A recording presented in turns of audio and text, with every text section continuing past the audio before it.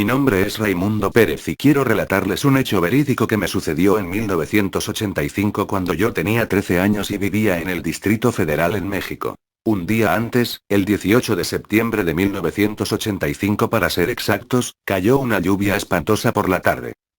Yo me encontraba escribiendo en una vieja máquina de escribir Olivetti, haciendo mis tareas de secundaria.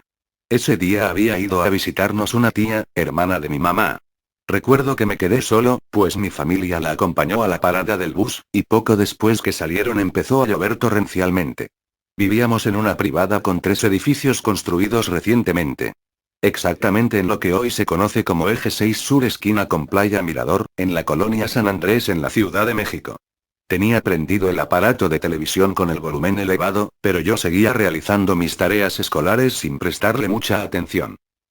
La lluvia pegaba violentamente en los ventanales del departamento, a pesar de que vivíamos en el primer piso del edificio de en medio y estábamos flanqueados por el primero. De repente se fue la luz, pero enseguida regresó, solo que con menor intensidad.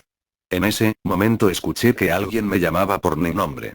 La voz se oía como la de una mujer, pero en una especie de grito desconsolador y lastimero terrible: Raimundo. Raimundo.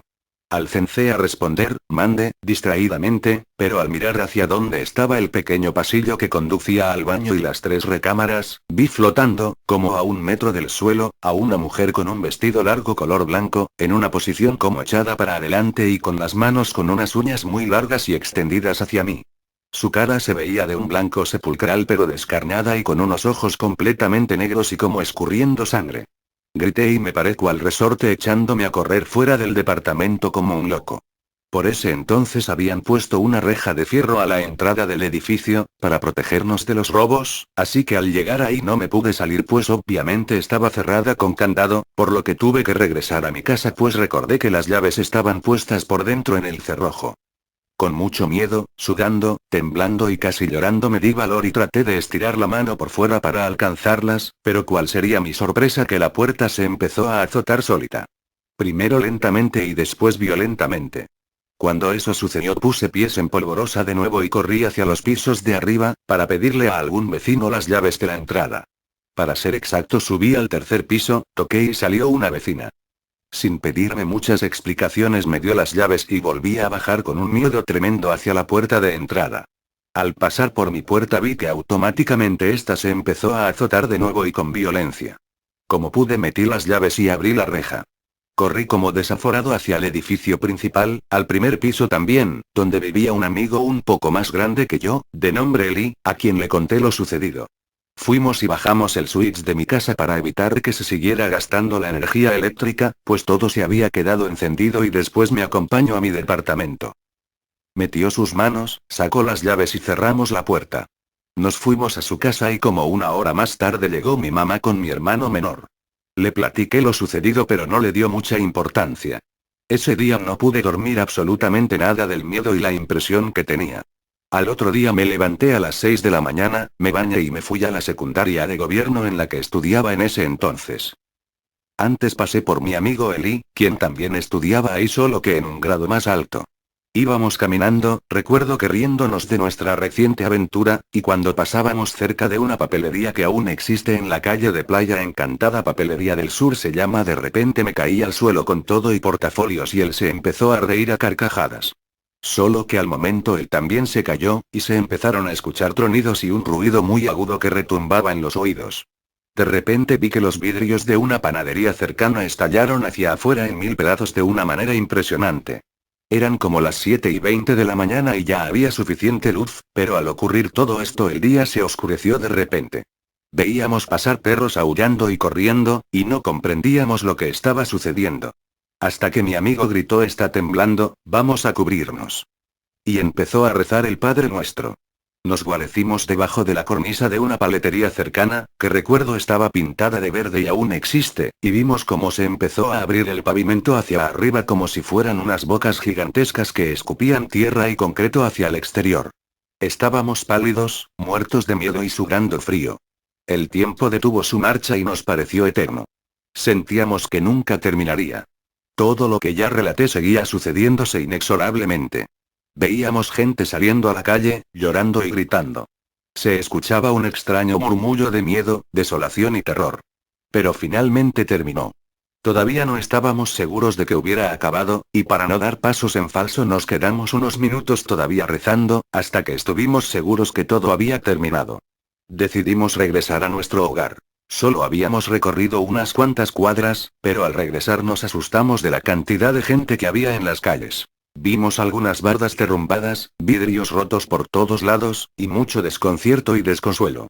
Cuando llegamos al eje 6 sur vimos que exactamente enfrente de nuestra unidad habitacional el pavimento se había roto impresionantemente. Se hizo un enorme, que cubría la avenida, tiene como 5 carriles completamente a lo ancho y como en 10 o 15 metros a lo largo. Afuera de nuestro hogar había una cantidad enorme de gente. Vi a lo lejos a mi madre, a mis hermanos y a la familia de mi amigo.